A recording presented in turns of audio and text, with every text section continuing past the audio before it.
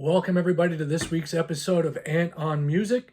I am your humble host, Ant, and this is kind of like one of those quiet weeks. Next week is the big day, Record Store Day 2025, next Saturday. So this is kind of one of those weeks that it's the calm before the storm. Start making your list, checking it twice, seeing what you're going to grab on the Record Store Day list, and it is massive, absolutely massive this year. I will be heading out bright and early on Record Store Day and taking my place in line. Hopefully it doesn't rain, and hopefully it's not too cold here in the Northeast. March, April weather is a tough deal here in the Northeast, New England area of the universe.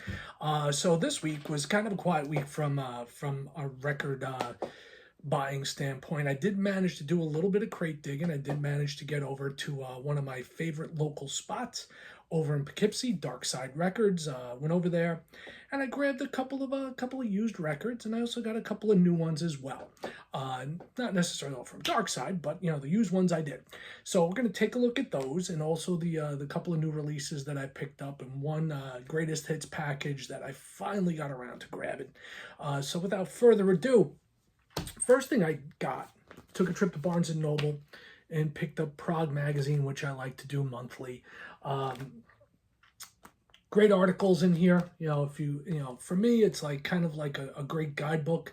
With so much stuff coming out around the world, it's hard to keep up with what new music is coming out.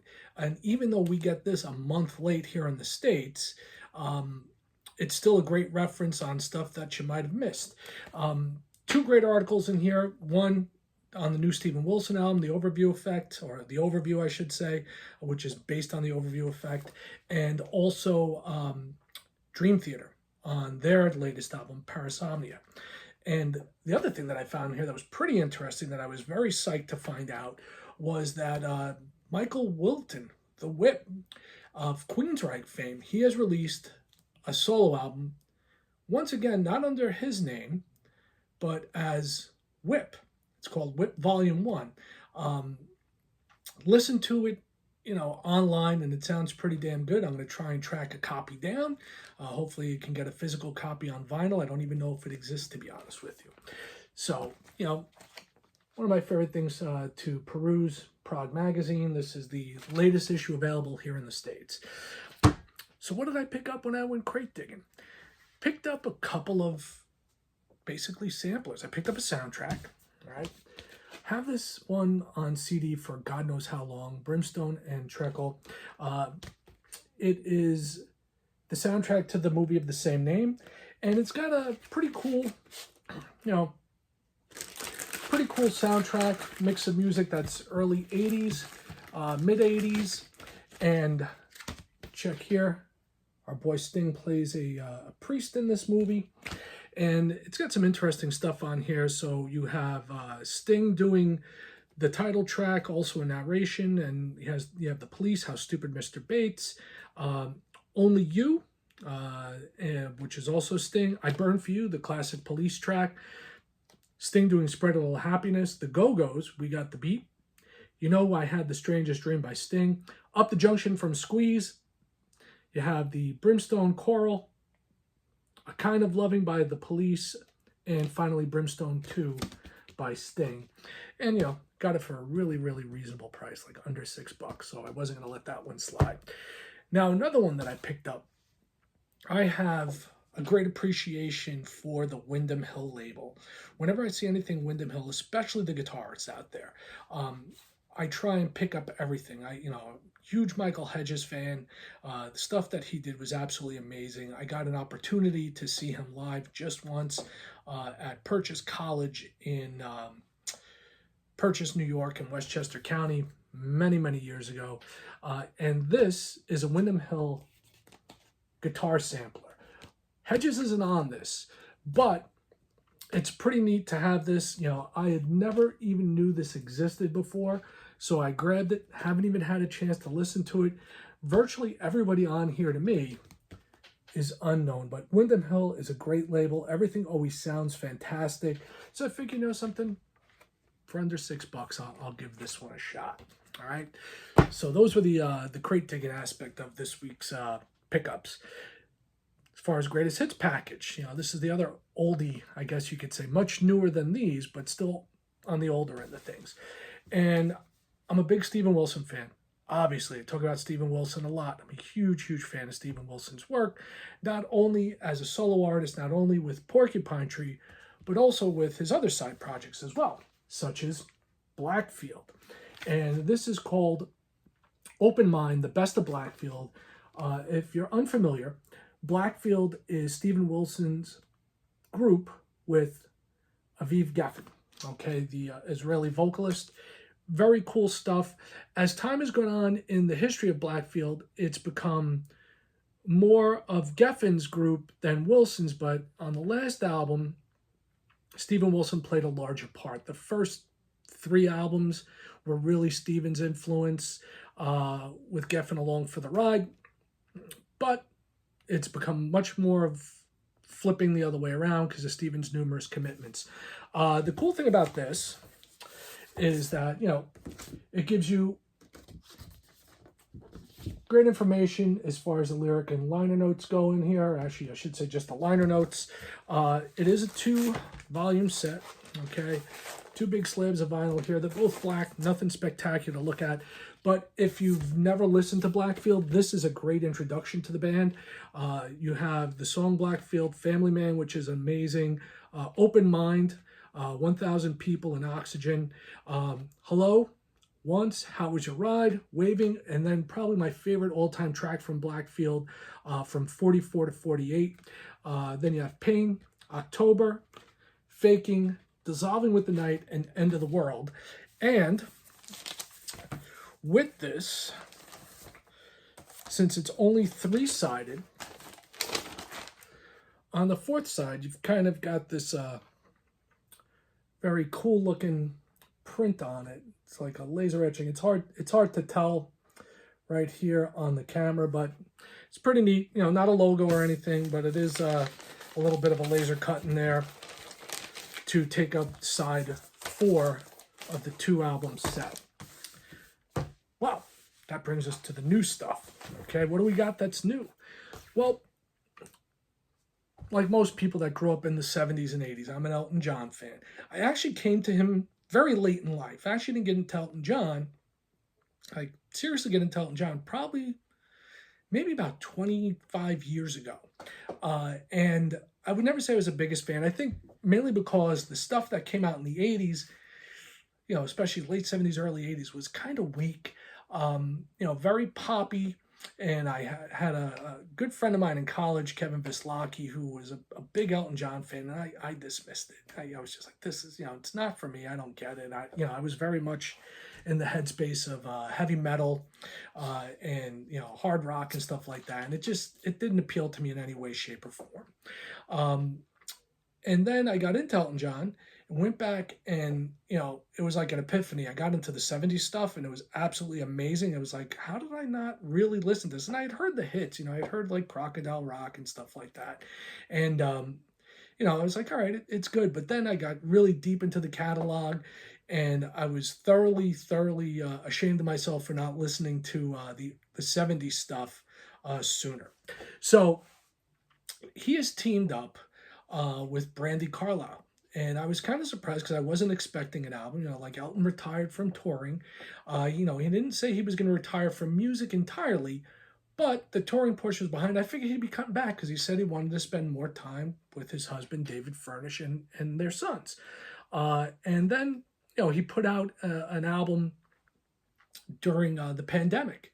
And it was great because, it was a lot of duets and things like that. And, he had a good song with Dua Lipa, Cold Cold Heart, which was based on one of Elton's older tunes. And it was like, for a guy that's supposedly retiring, he's pretty active. Well, all of a sudden, a couple of months back, I heard about this album coming out, and I, said, all right, that's cool. I dig Brandi. Brandi's got a great voice, and she's a really talented songwriter herself. And I heard the single, which, was the title track, Who Believes in Angels, all right? And that's this right here. That's the new album. Show you hype sticker right there. All right. And, you know, I figured it was just going to be Brandi and Elton. But, of course, Bernie Taupin is along for the ride, which is great in my book. Bernie and Elton are a pair of writers that cannot be beat when they're together. And having Brandi add in, and also some of their other co-conspirators on this album, Josh Klinghoffer, Chad Smith. I know I'm missing somebody. We'll take a look at it in a second. Excuse me as I wet my whistle. So we'll take a look at this. Here's the inside of the gatefold. You know, our 2 stars. And we have the track listing on the back, which also looks very much like this great book that they threw in as well. And you have Pino Palladino. That's who I was missing. Pino Palladino. How can I forget Pino? Pino's a phenomenal bass player. And, you know, have your lyrics and liner notes and stories behind the songs and how they came to it. And, you know, it's great. And Andrew Watt's involved, which, yeah, I'm not a big Andrew Watt fan, but doesn't kill this album for me. So, you know, kind of gets a pass. And this is the indie version, which if you took a good look at that hype sticker that I held it there quickly, you would see that this is the indie version, and it is a very cool pink, orange, and red swirl. How cool is that looking? And each side of the album closes with a track by one or the other. So you have on one side, you have the album ends, the side ends with a song by Brandi, and then the final song of the album is one from Elton. And I think my favorite one is the one from Elton. It's called When This Old World Is Done With Me. It closes out the album. Basically him looking back at life. You know, the rest of the tracks on here, The Rose of Laura Nyro, Little Richard's Bible, Swing for the Fences, Never Too Late, You Without Me is the song by Brandi Carlile, which is phenomenal. Who Believes in Angels, the title track and the first single, The Riverman, A Little Light, Someone to Belong To, and as I said, the Elton John track, When This Old World Is Done With Me, which is actually really, really cool. So that's the new one that just came out from Elton and Brandi Carlile. Who knows? Maybe we'll see another one with the 2 of them together. But this is definitely very cool. You know, happy to add this to my Elton John collection, which I have almost everything by him. I've been trying to get as much of his stuff as possible. And this brings us to the final thing we got. This is kind of a weird album. Got excited because I'm a big Waterboys fan. Have been since the 80s. All right? And, you know, this is The Sea, which is up there behind me. Definitely my favorite album by there. I think Mike Scott is a phenomenal songwriter. I think he's a great, you know, producer. I love his voice. There's really not too much that Mike Scott can do where I'm like, I don't like it. All right. This album, you know, the new album by the Waterboys, all right, is celebrating the life and legacy of Dennis Hopper. That's right. American actor, badass, and photographer, Dennis Hopper. And this is called Life, Death, and Dennis Hopper. And the way this album plays, it plays as if it's a soundtrack to a movie that doesn't exist. It brings you through Dennis Hopper's life from when he leaves Kansas, winds up in Hollywood, all the way through to his passing in Venice, California, many years later. I'll show you the back there, the track listing. It's, you know, got quite a bit of tracks. Some of them are short, you know, because like I said, it plays like a soundtrack. Obviously, there's the Hop himself. And you've got some notes there on the project itself.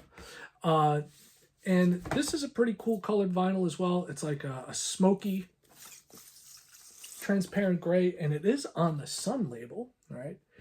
Kind of fitting for the Hop. And, you know, the jury for me on this is out. I listened to it once, okay? Not overwhelmed. It's like there's a lot of cool guest spots on this. Like on the first track, Kansas, you have Steve Earle. You also have guest spots, try English. We also have guest spots by Barney Fletcher, Bruce Springsteen, Fiona Apple, Taylor Goldsmith, Anaya Kay. but you don't have a lot of vocals from Mike Scott. It's like you have a lot of lead vocals, like first track, Steve Earle. All right, great. It's like, but then you go on and you have like backing voices, Barney Fletcher, but no, Mike, lead voice on that track is Mike Scott, but it's hit and miss. It doesn't play like a typical Waterboys album.